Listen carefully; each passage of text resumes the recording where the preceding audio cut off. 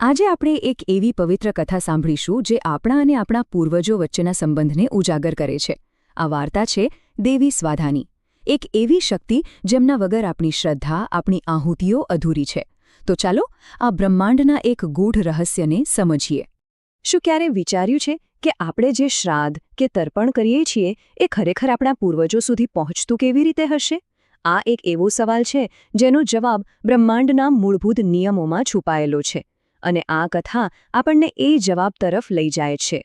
તો આપણી આ કથાની શરૂઆત થાય છે છેક સૃષ્ટિના આરંભમાં, જ્યારે દેવતાઓ પોતે જ એક મોટા સંકટમાં ફસાયા હતા. કલ્પના કરો, સૃષ્ટિની શરૂઆત થઈ છે અને દેવો ભૂખ્યા છે, તેમને આહાર જ નથી મળી રહ્યો. અને આ કોઈ સામાન્ય ભૂખ નહોતી, આ તો બ્રહ્માંડના સંતુલન પર તોડાઈ રહેલું એક સંકટ હતું. હવે આનું કારણ શું હતું? કારણ એ હતું કે અગ્નિદેવ, જે મનુષ્યલોક અને દેવલોક વચ્ચેના સંદેશવાહક છે, તે યજ્ઞમાં અપાતી આહુતિઓને દેવો સુધી પહોંચાડી જ નહોતા શકતા. જાણે કે આ બે જગત વચ્ચેનો જે પવિત્ર સેતુ હતો એ જ તૂટી ગયો હતો.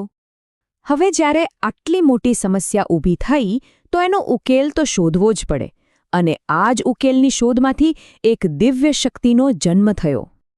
આ ગંભીર પરિસ્થિતિને જોઈને ખુદ સર્જનહાર બ્રહ્માજીએ ઉકેલ શોધવાનું બીડું ઝડપ્યું. તેમણે બ્રહ્માંડની જે મૂળ શક્તિ છે, જે આદિશક્તિ છે, એ મૂળ પ્રકૃતિનું ધ્યાન ધર્યું. અને બ્રહ્માજીના ધ્યાનના ફળ સ્વરૂપે એ મૂળ પ્રકૃતિમાંથી એક દેવી પ્રગટ થયા. કેવા હતા એ?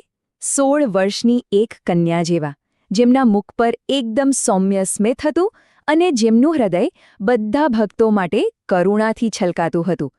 એ જાણે કે આદિમ પ્રકૃતિનું જ જીવંત સ્વરૂપ હતા. બ્રહ્માજીએ એ દિવ્ય દેવીને નામ આપ્યું સ્વાધા.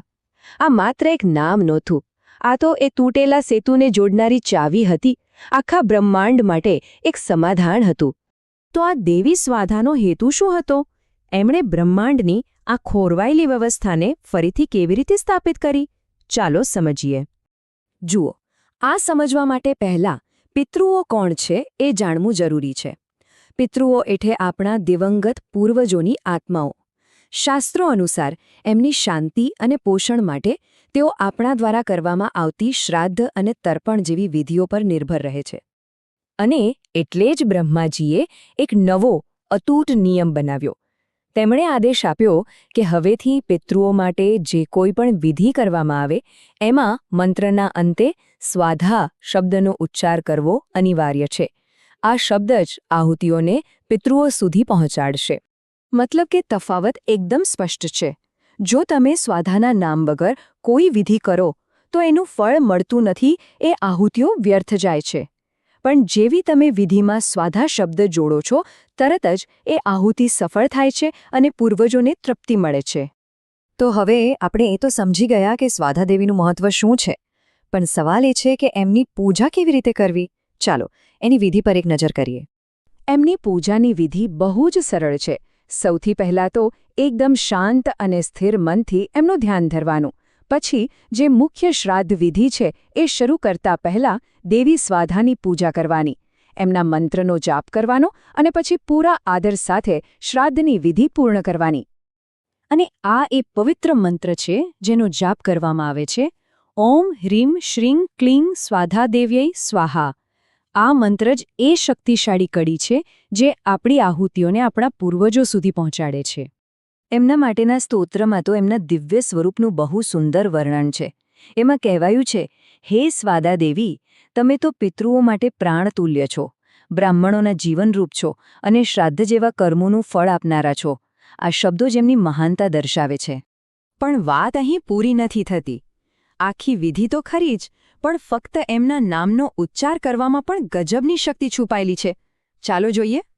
ફક્ત આ એક આંકડો યાદ રાખો, 3. આ સંખ્યા પાછળ એક બહુ જ સરળ અને શક્તિશાળી નિયમ છુપાયેલો છે.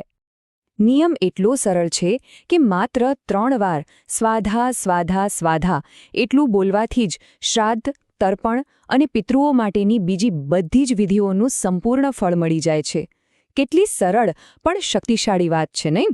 અને આટલું જ નહીં, એમના નામનો જાપ કરવાના બીજા પણ ઘણા ફાયદા છે. એનાથી પવિત્ર નદીમાં સ્નાન કર્યા જેવી શુદ્ધિ મળે છે. આત્મા બધા પાપોમાંથી મુક્ત થાય છે અને મોટા મોટા યજ્ઞો કરવા બરાબરનું ફળ મળે છે. ખાસ કરીને જો સંધ્યા સમયે જાપ કરવામાં આવે તો ઉત્તમ સ્થાનની પ્રાપ્તિ થાય છે. તો વિચારો, જો આપણા પૂર્વજો સુધી આપણી ભાવના અને આહુતિ પહોંચાડવા માટે સ્વાધા જેવી એક વિશિષ્ટ દૈવી શક્તિ છે, તો પછી આ વિશાળ બ્રહ્માંડ અને આપણા જીવનને ચલાવવા માટે બીજી કેટલી અદૃશ્ય શક્તિઓ કામ કરતી હશે? આ એક એવો પ્રશ્ન છે જે આપણને આપણી આસપાસની દુનિયાને એક નવી જ દૃષ્ટિથી જોવા માટે મજબૂર કરે છે.